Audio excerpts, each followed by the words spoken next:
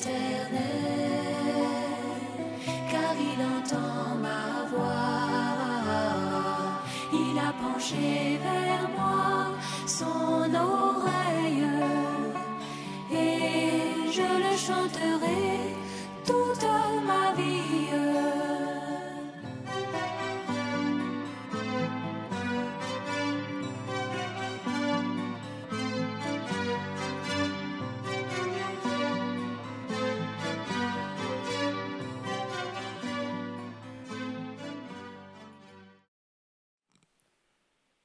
Que Dieu vous bénisse. Nous sommes une fois encore très heureux de nous retrouver dans la maison du Seigneur. Se retrouver dans la maison du Seigneur est la meilleure attitude qu'un homme peut avoir. Parce que c'est vrai, on peut se retrouver dans beaucoup d'endroits, mais je ne pense pas qu'il y ait meilleur endroit que l'endroit où Dieu se tient. C'est pourquoi nous avons bien fait de venir dans la maison du Seigneur encore ce soir. Que sa grâce et sa paix nous soient multipliées. Le Seigneur ne rassemble pas en vain son peuple. Toutes les fois qu'il a rassemblé son peuple, il a toujours eu un message pour ce peuple. Partout. Et le message qui vient est un message actualisé. C'est-à-dire, c'est le message qu'il faut pour le temps dans lequel ils reçoivent le message. Et c'est ce qui se passe actuellement. Le Seigneur dit dans les psaumes, le psaume 50, je crois, les frères de la régie, merci de travailler avec moi. Pardon. Le psaume 50, je pense que c'est le verset 1.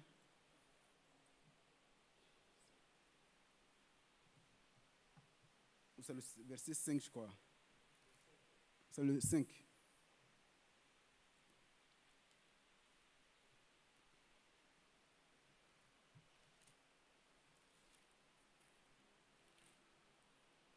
Dit, rassemblez-moi mes fidèles qui ont fait alliance avec moi par le sacrifice.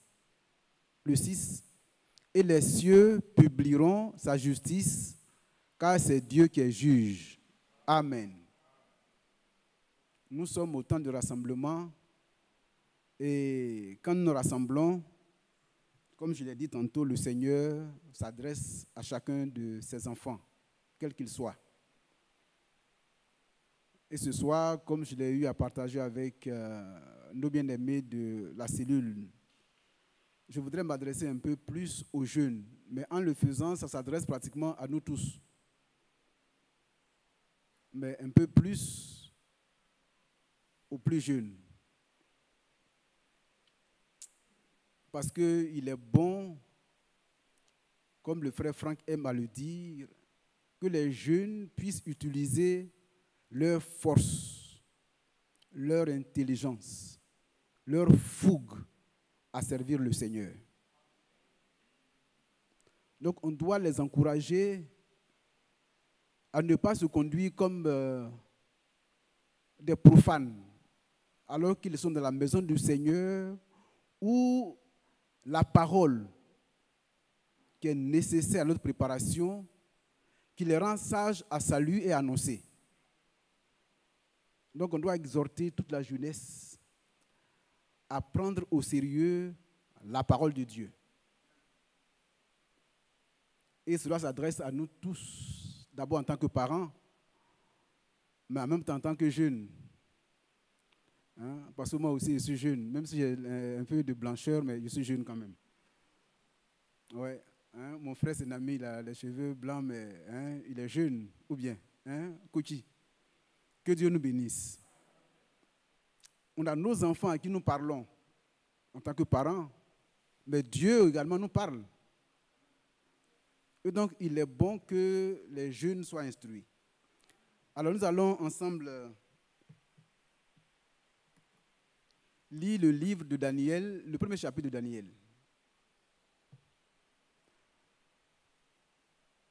Daniel, chapitre 1. Nous pouvons commencer à partir du verset 3.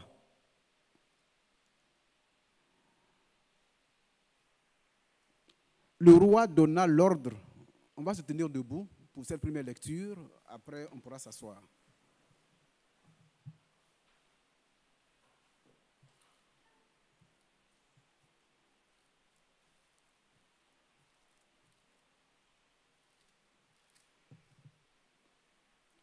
Le roi donna l'ordre à Ashpenaz, chef de ses eunuques, d'amener quelques-uns des enfants d'Israël de race royale ou de famille noble, de jeunes garçons sans défaut corporel, beaux de figure, doués de sagesse, d'intelligence et d'instruction, capables de servir dans le palais du roi et à qui l'on enseignerait les lettres et la langue des Chaldéens.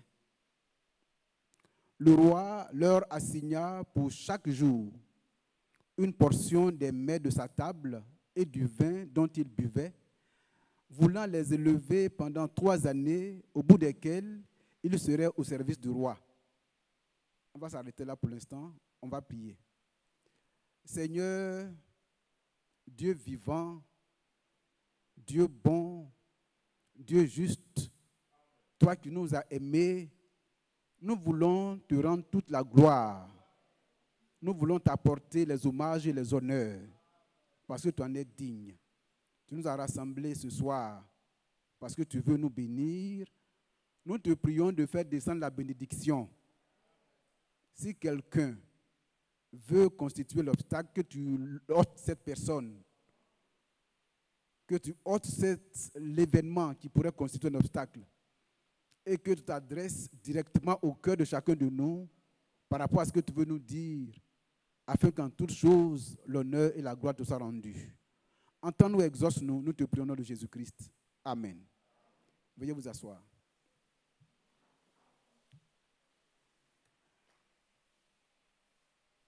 Voici donc le roi Nebuchadnezzar, roi de Babylone, qui est venu assiéger les enfants d'Israël et les a emportés captifs. Et en le faisant, il demande une chose particulière. Il veut qu'on rassemble des enfants d'Israël de race royale, de famille noble. Alors, quand on regarde ça, je me dis, cette parole également nous concerne. Le Seigneur que nous adorons est en train de faire son œuvre, nous le voyons. Aujourd'hui, partout, la parole de notre temps, la parole de notre époque, qui correspond à la parole qui doit venir avant que le Seigneur ne vienne, est apportée. En même temps que le Seigneur fait ce travail, Satan aussi, il fait son travail. Le travail de Satan, c'est de nous assimiler. C'est de faire de nous des hommes et des femmes de sa cohorte. Satan veut nous utiliser. Mais vous savez, vous qui êtes là, vous êtes ces enfants-là de race royale. Vous êtes ces enfants-là de famille noble. Vous appartenez au Seigneur. Et donc, c'est vous qui êtes la cible privilégiée de l'ennemi. C'est chacun de nous. Partout où tu peux te trouver, sache que tu es une cible privilégiée de Satan. Et il te cherche de plusieurs façons. Ici, quand il les appelle, on dit chercher les enfants. Ceux qui sont de son côté, il n'en a pas besoin. Parce que, bien entendu, ils vont faire tout ce qu'il va leur commander. Il dit, mais, cherchez parmi tout ce grand groupe-là des enfants de race royale. Frère, c'est de toi dont il est question. Je voudrais faire le parallèle. Des enfants de race noble. Je vais les élever selon la tradition babylonienne. C'est pour les assimiler. C'est tout. Il veut les assimiler par quoi? Par la nourriture qu'il va leur donner, par l'enseignement qu'il va leur donner. C'est ce que nous avons lu. Il dit, des jeunes gens beaux, de figures douées de sagesse, à qui l'on enseignerait les lettres et la langue des Chaldéens. Continue. Le roi leur assigna pour chaque jour une portion des mets de sa table. Mais c'était des jeunes gens. Ils étaient tout jeunes. Je ne connais pas, j'ai voulu chercher ça dans la littérature, je ne connais pas à peu près leur âge, mais tel que la Bible le dit, ils devaient être très jeunes. Mais ce qui me plaît et que je veux partager avec vous, c'est pourquoi j'en parle, et que je dis je m'adresse aux jeunes, ces jeunes gens, ils ont été retirés de leurs parents. Donc papa n'était plus là pour continuer de lui dire non, attention, tiens-toi droit, fais ce qui est bien. Ils les ont retirés de leurs parents. Mes frères et sœurs, que Dieu nous bénisse. Mais ce qui est intéressant, avant de les retirer, leurs parents leur ont parlé. Leurs parents leur ont donné ce qui est nécessaire pour leur croissance, pour leur équilibre. Et donc ces jeunes gens, ils ont été envoyés en captivité. Ils étaient des esclaves. Mais continuons de lire un peu. Le verset 8. On dit, Daniel résolut de ne pas se souiller par les mets du roi et par le vin dont le roi buvait. Et il pria le chef des eunuques de ne pas l'obliger à se souiller. Verset 12. Non, reviens rapidement à ce que tu as dit. Dieu fit trouver à Daniel faveur et grâce devant le chef des eunuques. Je dis, gloire à Dieu. Prenons le proverbe 16, verset 7. Qu'est-ce que le Seigneur dit par là? Il dit ceci. Et c'est pourquoi nous qui recevons cette parole de la fin des temps, nous ne cessons de le répéter, nous devons être sérieux. Proverbe 16, verset 7.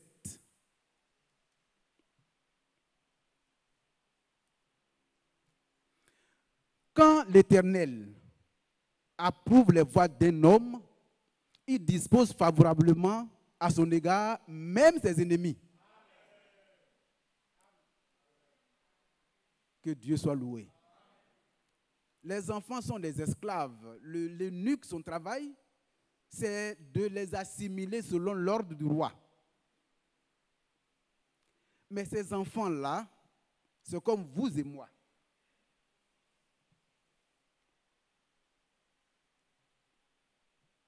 Ok, le frère écrit, les enfants avaient entre 14 et 17 ans. Donc c'est des jeunes gens. Mais comme ces jeunes gens, ils font comme vous. Ils vont s'asseoir au pied de leur père. Ils s'asseyent au pied du Seigneur. Et ils se nourrissent de quoi? C'est vrai, des mets habituels, mais ces enfants ont pris soin, avant d'aller en captivité, de se nourrir de la parole de Dieu. Ils se sont nourris de la parole de Dieu. Et donc, quand ils arrivent là-bas, comme ils ont pris à cœur la parole, alors Dieu approuve, viens s'il te plaît, le proverbe. Dieu approuve ces enfants-là. Il approuve leur voix. Et comme Dieu approuve leur voix, les ennemis vont leur être favorables. Et c'est ce qui va se passer. Alors, verset 12. On parle proverbe. On revient à notre texte initial de Daniel. Daniel va dire donc à l'eunuque, éprouve-nous, parce que l'eunuque était perturbé. Lui, il se dit ceci, moi je suis aux ordres du roi.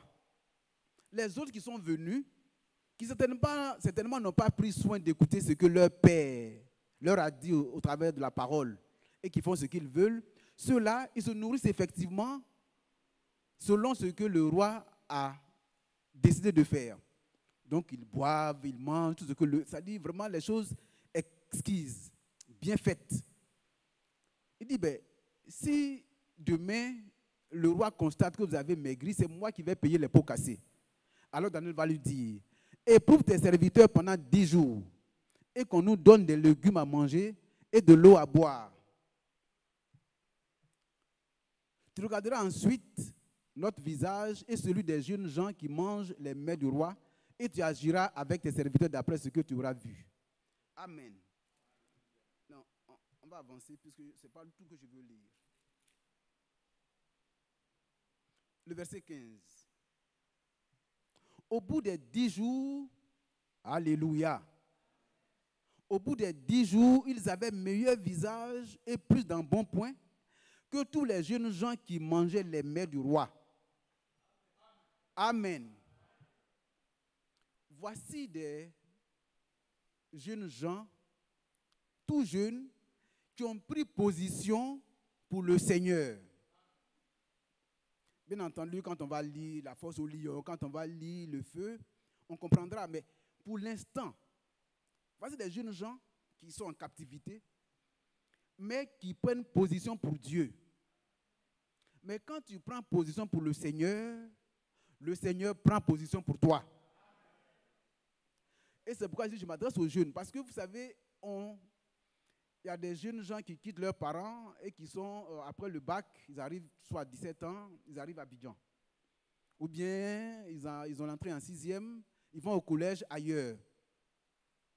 Mais quand ils arrivent, qu'est-ce qu'ils font? Ils se laissent assimiler. Frères et sœurs, vous êtes ces jeunes gens-là qui allez vous retrouver dans des lieux différents. Ne vous laissez jamais assimiler. Prenez pour vous la parole qui retentit tous les jours.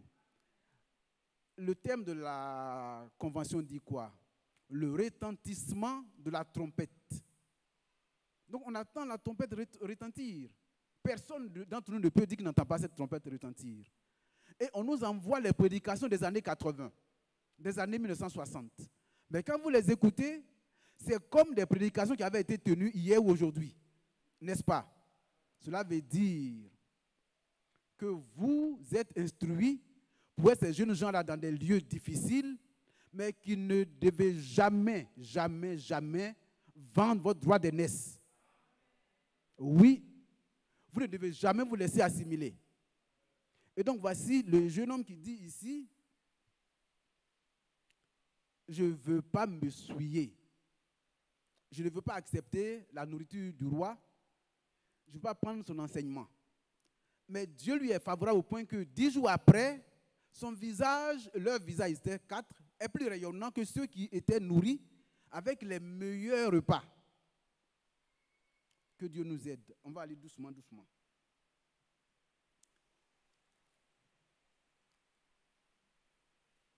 Au verset 17. Dieu accorda à ces 4 jeunes gens de la science, de l'intelligence dans toutes les lettres et de la sagesse. Et Daniel expliquait toutes les visions et tous les songes. Amen. Au verset 18. On va lire jusqu'à la fin maintenant. Au terme fixé par le roi, pour qu'on les lui amena, le chef des eunuques les présenta à Nebuchadnezzar. Le roi s'entretint avec eux. Et parmi tous ces jeunes gens, il ne s'en trouva aucun comme Daniel, Anania, Michaël et Azaria. Il fut donc admis au service du roi.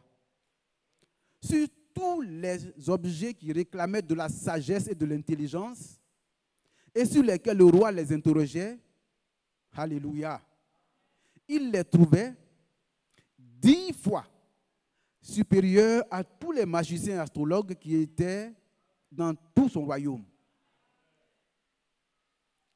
Que Dieu soit loué.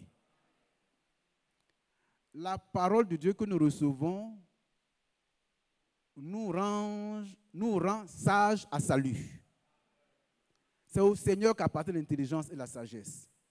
Lorsque tu te rends de son côté, il te rend sage, frère. Que Dieu nous bénisse. Prenons, comment est-ce que ces jeunes gens ont été instruits? Ils ont été instruits comme toi et moi. Et ils ont prêté attention à ce que le Seigneur leur a donné comme instruction. Mais quand la parole de Dieu sort tous les jours, qui prête attention à ce qui est dit? C'était, je pense, l'autre dimanche, où le Seigneur nous a fait lire Ésaïe 53 par la bouche de frère Franck. Qui a prêté attention à ce que nous avons annoncé quand Ésaïe parlait? Mais nous allons lire la parabole du Seigneur en lien avec ça. Prenons Matthieu, verset 13. Lorsque vous recevez la parole de Dieu, vous devenez un instrument entre les mains du Seigneur. Et en tant qu'instrument, vous ne vous appartenez plus. Et ce que vous faites manifeste à l'extérieur ce que vous avez reçu à l'intérieur de vous-même. Donc prenez le verset 33 de Matthieu 13. Qu'est-ce qui est dit ici?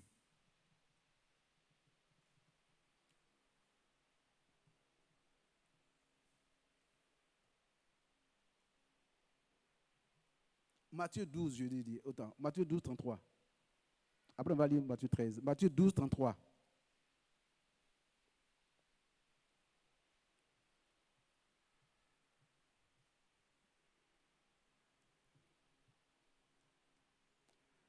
Ou dites que l'arbre est bon et que son fruit est bon.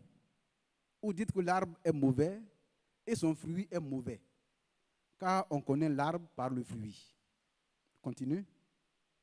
Race de vipères, comment pourriez-vous dire de bonnes choses méchants comme vous l'êtes? Car c'est de l'abondance du cœur que la bouche parle. L'homme bon tire de bonnes choses de son bon trésor et l'homme méchant tire de mauvaises choses de son mauvais trésor. Comment est-ce que ces jeunes gens se sont comportés quand ils étaient à Babylone? Dites-moi. En eux, quelque chose avait été formé. Leur homme intérieur avait subi une certaine transformation. Et c'est ce que le Seigneur attend de chacun de nous tous. Trop souvent, nous voulons des gendarmes. Ne fais pas ceci, range-toi comme ça, ne fais pas cela, conduis-toi ainsi. Ce que le Seigneur attend de nous, c'est ce qui est dit, vient juste avant, le verset 34. Il dit, car c'est de l'abondance du cœur que la bouche parle. Le verset d'après. Non, le verset d'après, pas d'avant.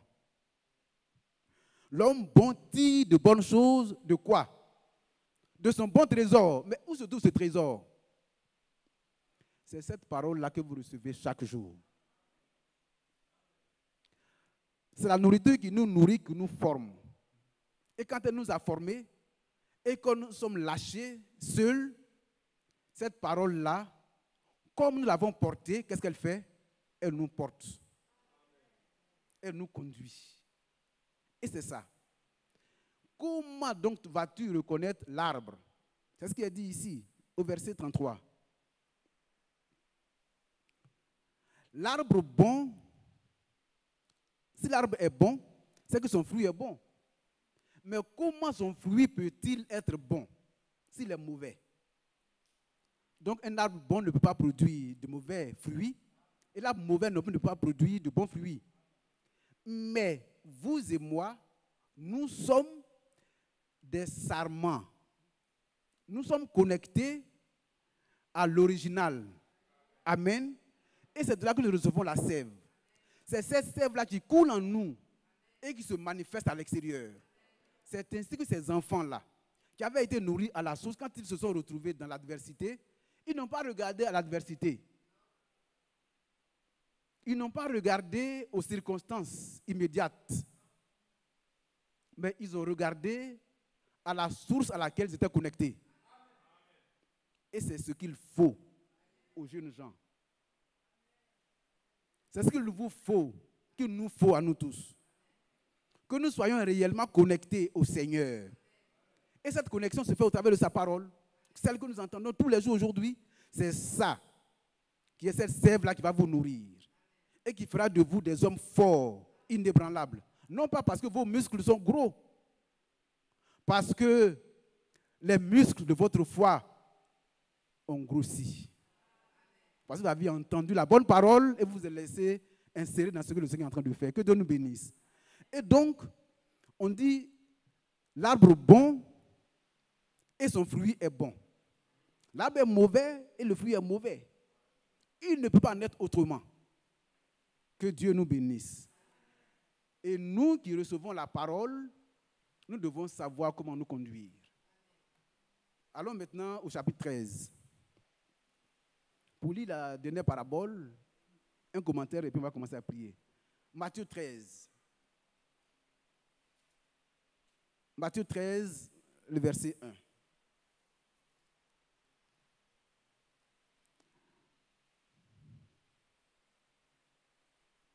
Ok, je vais lire moi-même. Matthieu 13, verset 1.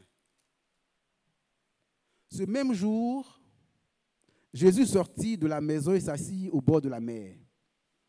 Une grande foule s'étant assemblée auprès de lui, il monta dans une barque et il s'assit. Toute la foule se tenait sur le rivage. Il leur parla en parabole sur beaucoup de choses et il dit, un semeur sortit pour semer. Comme il semait, une partie de la semence tomba le long du chemin. Les oiseaux vinrent et la mangèrent. Une autre partie tomba dans les endroits pierreux et elle n'avait pas beaucoup de terre. Elle leva aussitôt parce qu'elle ne trouva pas un sol profond. Mais quand le soleil parut, elle fut brûlée et sécha, faute de racines. Une autre partie tomba parmi les épines. Les épines montèrent et l'étouffèrent. Une autre partie tomba dans la bonne terre et donna du fruit, un grain 100, une autre 60, une autre 30. Amen. Au verset 10. Avant le verset 10, il est dit au verset 9, que celui qui a des oreilles, que celui qui a des oreilles pour entendre, entende. Au verset 10, les disciples s'approchèrent et lui dirent, pourquoi leur parles-tu en parabole? Jésus leur répondit, et c'est la réponse que je vais vous donner.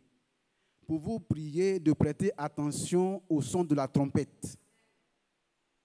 De prêter attention au son de la trompette.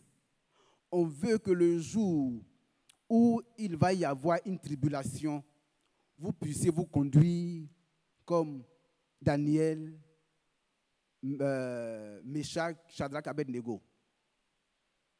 C'est pour cela. Pourquoi?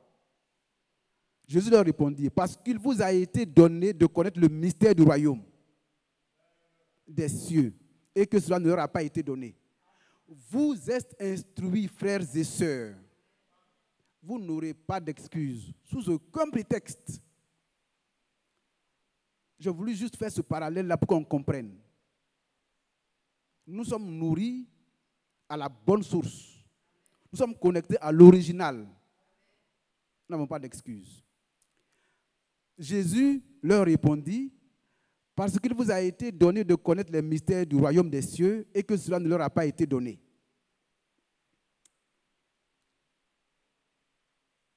Car on donnera à celui qui a, et il sera dans l'abondance, mais à celui qui n'a pas, on notera même ce qu'il a. Frères, si vous acceptez de recevoir la parole telle que nous la recevons, avec le sérieux que cela requiert, le Seigneur va vous bénir en abondance. Sur tous les aspects, même les points encore ténébreux. Alors chacun ne va pas avoir son propre programme. Parce qu'aujourd'hui, ce qui est en train de se faire nous concerne au plus haut titre. Nous, particulièrement. On peut très souvent, dans nos échanges avec les autres dénominations, montrer qu'ils ne sont pas dans le vrai, ils ne reçoivent pas la bonne parole, mais c'est exact. Mais toi qui reçois la bonne parole, qu'en as-tu fait?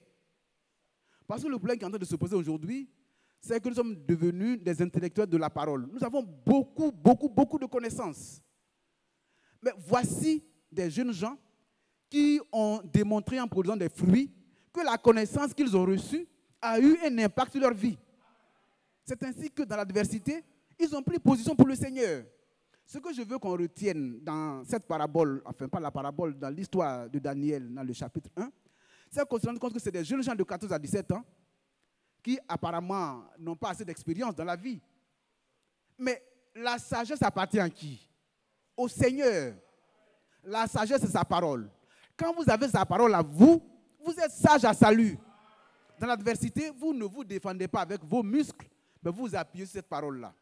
Nous qui sommes parvenus à la fin des temps, où les mercredis, les samedis, les dimanches, nous sommes instruits, il faudrait que cette parole-là puisse constituer quelque chose en nous.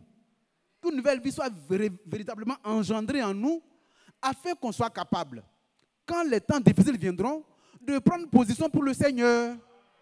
C'est l'objectif de ce que je suis en train de faire ce soir. À vous, il a été donné. Alors qu'aux autres, c'est des paraboles, ils ne comprennent pas. Quand ils lisent Apocalypse, c'est difficile pour eux. Mais à vous, il a été donné de connaître les mystères du royaume. Le frère, d'abord, le Seigneur, qu'est-ce qu'il a fait? Frère Emmanuel, je ne veux pas être long. Je vais arrêter tout au plus à 20. Le Seigneur, sachant que les temps sont finis, a envoyé le frère Branham. Au frère Branham, tout a été révélé. Quand le frère Frank parle, il dit que lui n'a pas de révélation. La révélation a déjà été apportée dans toute sa plénitude. Lui, il s'en sert et puis régulièrement, il distille ce qui est nécessaire pour notre temps.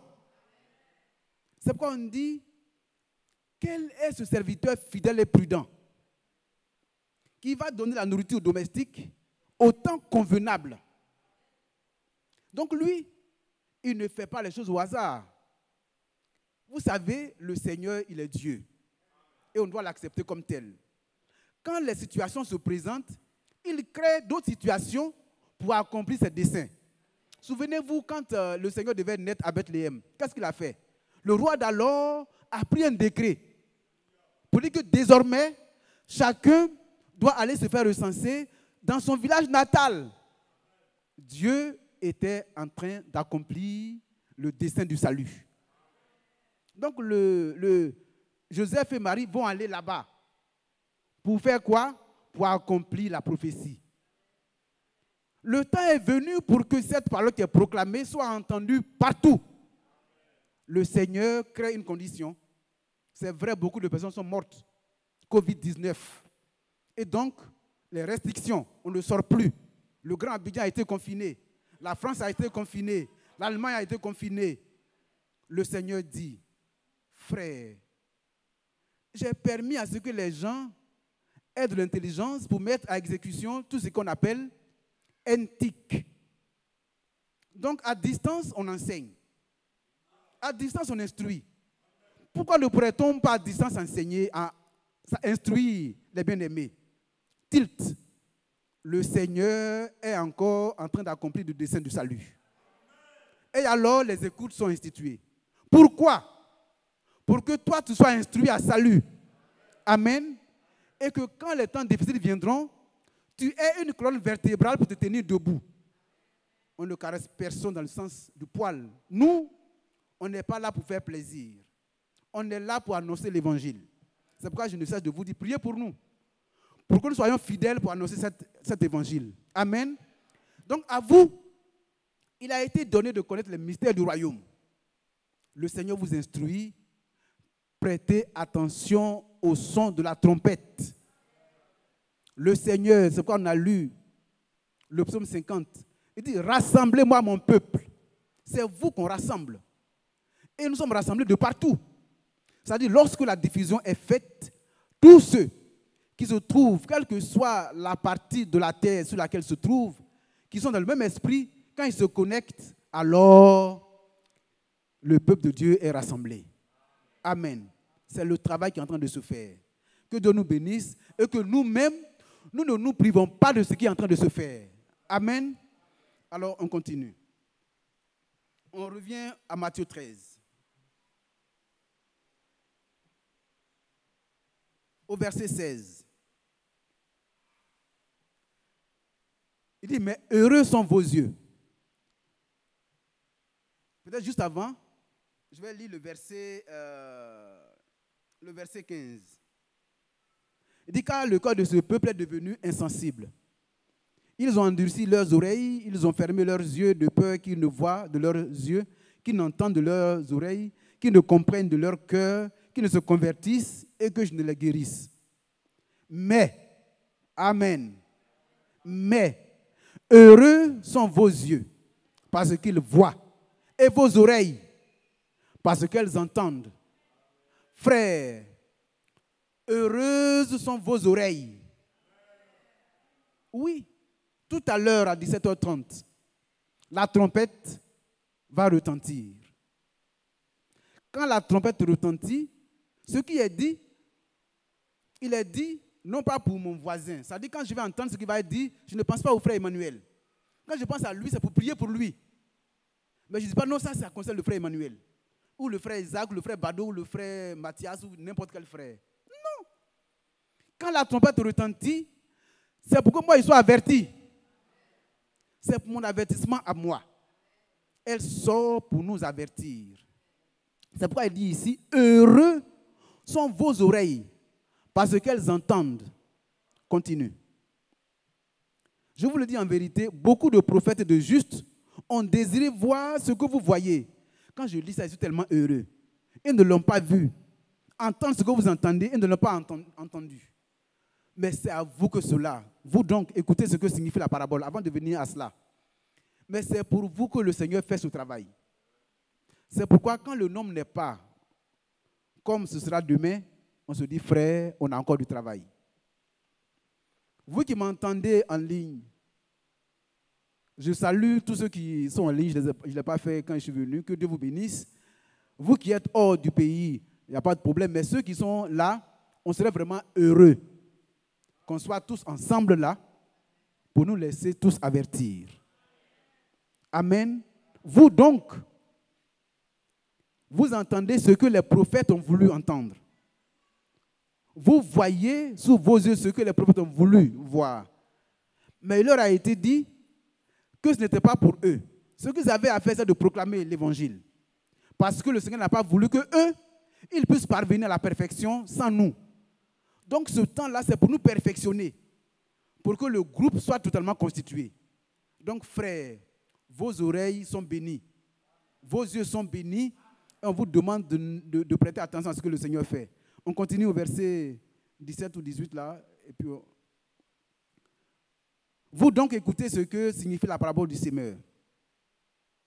Lorsqu'un homme écoute la parole du royaume et ne la comprend pas, le malin vient et enlève ce qui a été semé dans son cœur. Cet homme est celui qui a reçu la semence le long du chemin. Continue. Celui qui a reçu la semence dans les endroits pierreux, c'est celui qui entend la parole et la reçoit aussitôt avec joie. Mais il n'a pas de racine en lui-même. Il manque de persistance et dès que survient une tribulation ou une persécution à cause de la parole, il y trouve une occasion de chute. Reviens un peu. Non, voilà. Il y a ceux qui entendent rapidement le chemin. Je ne vais pas faire de commentaire là-dessus, mais ici, je vais m'arrêter un peu pour dire que vous savez, vous ne pouvez pas par vous-même extraire les difficultés, les persécutions et les difficultés dans la vie. Dans votre vie à vous, dans la vie de votre service, dans la vie du foyer, dans la vie de l'église. Mais s'il vous plaît, lorsque les tribulations vont survenir, les persécutions vont survenir, n'y trouvez pas une occasion de chute pour vous ranger du mauvais côté. Mes frères et sœurs, cette parole, je dis, nous sommes connectés à la source. Quand vous aurez des difficultés, retournez là-bas. Nous avons l'avantage d'avoir tout ce qui a été prêché en ligne. Vous pouvez avoir accès à cela à tout moment. Vous pouvez télécharger sur vos portables, téléphones, ordinateurs. Vous pouvez y avoir accès à tout moment. Quand vous avez des difficultés, n'allez pas chercher ailleurs. Le programme actuel, pour votre sagesse, pour votre intelligence, pour votre résistance, réside dans ce que nous entendons aujourd'hui. Donc allez-y là-bas, plongez votre regard dans cette loi parfaite. Le Seigneur va s'occuper du reste. Allez-y là-bas. Donc, ceux qui ont reçu la parole dans les endroits pierreux, quand il y a un petit problème à l'église, ils y trouvent une occasion de chute. Et alors ils vont dire, le frère Ndri, bon, non, tout ça, Ndri n'est pas celui qu'il fallait. Donc, il s'en va. Non, mais le petit Emmanuel, pourquoi il s'en va? Etc. Ne trouvez jamais, dans les tribulations qui vont survenir, dans vous-même, dans votre famille. Vous savez, j'avais un problème avec ma petite soeur récemment. Et je suis allé à Nairobi, j'ai prié. Il dit, mais pourquoi tu vois ta petite soeur? Vois plutôt l'ennemi qui veut vous diviser. Je suis revenu, j'appelle ma petite soeur. Je dis, ma petite soeur, je suis serviteur de Dieu. J'enseigne la parole. Ce qu'on doit faire, c'est que quand un problème survient, il ne faut pas regarder la chair et le sang, mais regarde l'ennemi derrière qui veut te faire déchoir de ta fermeté. Donc c'est ce qu'il est en train de faire. Toi et moi, nous sommes de la même souche. Son désir, c'est de nous diviser. Quand j'ai fini, ma petite soeur, elle avait la bouche bée, alors qu'on s'était séparés en queue de poisson. Mais quand j'ai fini de faire mon discours, elle s'est excusée. Et aujourd'hui, les choses sont rentrées dans l'ordre. Que Dieu nous bénisse. Il va y avoir des problèmes dans vos familles. Entre toi, mari et femme, il va y avoir des problèmes. Entre toi et ton enfant, au travail, partout. Mais est-ce que tu es un chrétien? Est-ce que tu as été instruit? Tu es un vrai sarment collé au vrai cep? Est-ce que tu reçois la bonne sève du Seigneur? Alors tu peux rester inébranlable. Parce que votre force se trouve dans le calme et la confiance. Parce que celui qui parle par moi vous dit, il vous a béni pour que vous soyez fondés. Dans quoi? Dans sa parole. Donc ne trouvez pas d'occasion de chute dans les difficultés que vous allez rencontrer. Quand ça vient, Dieu veut tester votre fermeté. Parce que vous n'allez pas avoir une épreuve qui surpasse vos capacités. Le Seigneur vous mesure. Quand il arrive, il vous teste. La difficulté est à la hauteur de vos capacités.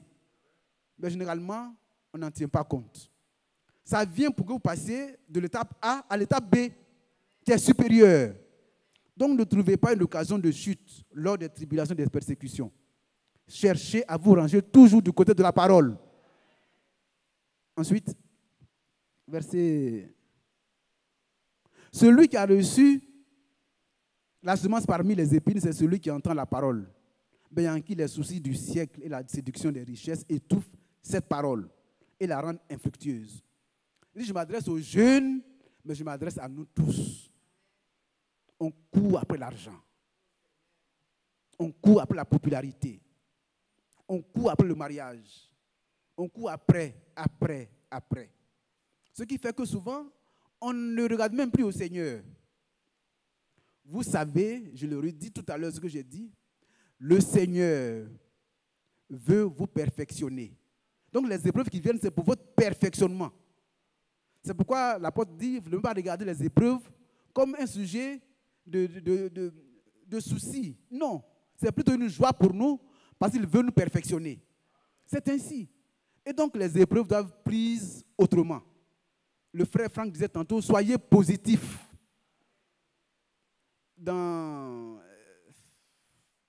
Quand les intellectuels sont entre eux, quand ils parlent souvent pour parler de motivation, ils aiment dire, ne regardez pas le verre à moitié vide. Regardez toujours le verre à moitié plein. C'est-à-dire le même verre, on met de l'eau dedans, c'est à moitié. Quand on vous donne, moi je me réjouis, au moins j'ai eu un peu d'eau, je bois. L'autre va dire, toi aussi tu n'as pas rempli le verre. Les deux ne sont pas dans la même position. Le premier qui se réjouit de cette moitié d'eau, il est positif. Mais le Seigneur va te bénir. Donc c'est le conseil que je vous donne. Soyez positifs. Les difficultés là, vous allez les séparer. Donc ne courez pas après l'argent. Le Seigneur sait que vous en avez besoin. Ce que vous avez à faire, c'est de vous tenir comme vous le faites actuellement, à ses pieds, avoir le regard fixé sur lui. Dis, Seigneur, tu vois mon problème, viens à mon secours. Il est attentif aux cris, il répondra certainement. Les enfants, ils ont fait quoi? Ils étaient là-bas, 14, 17 ans. Ils sont vulnérables. Mais ils savaient que le Dieu qui était avec eux était un Dieu invulnérable. C'est tout. Donc, la séduction des richesses étouffe cette parole et la rend infructueuse. C'est les gens qui sont dans l'église, il n'y a pas de changement dans leur vie. Que Dieu nous aide. Enfin, celui qui a reçu la semence parmi les... Non, c'est pas ça, la dernière. Celui qui a reçu la semence dans la bonne terre, c'est celui qui entend la parole et la comprend. Il porte du fruit. Et un grain en donne 100, un autre 60, un autre 30. Lorsque Daniel et ses amis ont été dans l'adversité, qu'ils ont pris position, quelle a été la conclusion du chapitre 1? On dit sur toutes les questions, tu peux ramener, toutes les questions qui nécessitaient de l'intelligence, de la sagesse, ils étaient combien de fois? 10 fois. 10 fois supérieurs. Frère, tu peux vous ramener ça pour que les frères lisent et puis on va terminer. Daniel 1. Sur toutes ces questions, ça vous concerne. Ça nous concerne. Que Dieu nous bénisse. Et c'est le travail qui est en train de se faire aujourd'hui. Tout ce qui se fait aujourd'hui, là, c'est ça. C'est que vous soyez inébranlables. Le Seigneur revient bientôt. On le sait tous. Mais il veut des hommes faits. Éphésiens 4:11 est là pour le perfectionnement. Mais on dit que lui, il a été établi sur les domestiques. Mais c'est tellement simple à comprendre. Juste, quand le prophète Branham est venu, n'a-t-il pas mis à découvert tout ce qui était caché au niveau de la parole? C'est de ça dont nous nous servons pour prêcher. Dites-moi, comme le frère Franck le dit, sans Branham, il n'aurait pas eu ce ministère. Donc son ministère est un ministère dérivé. Mais toi et moi, nous devons avoir des ministères dérivés. Amen. Donc lui, aujourd'hui, étant le serviteur fidèle et prudent, n'en déplaise à ceux qui s'en plaignent, il a été établi sur les domestiques pour leur donner la nourriture au temps convenable. Donc le domestique, qu'est-ce qu'il doit faire? Il va prendre ça, il le regarde, et puis il prend des éléments, il vient l'exposer simplement pour que le peuple soit nourri et être prêt pour l'enlèvement. Que Dieu nous bénisse.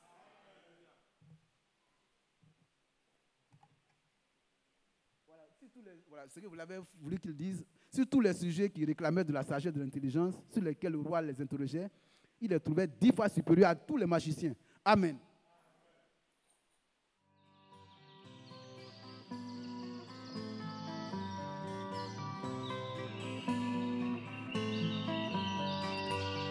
J'aime l'Éternel, car il entend ma voix. Il a penché vers moi son oreille, et je le chanterai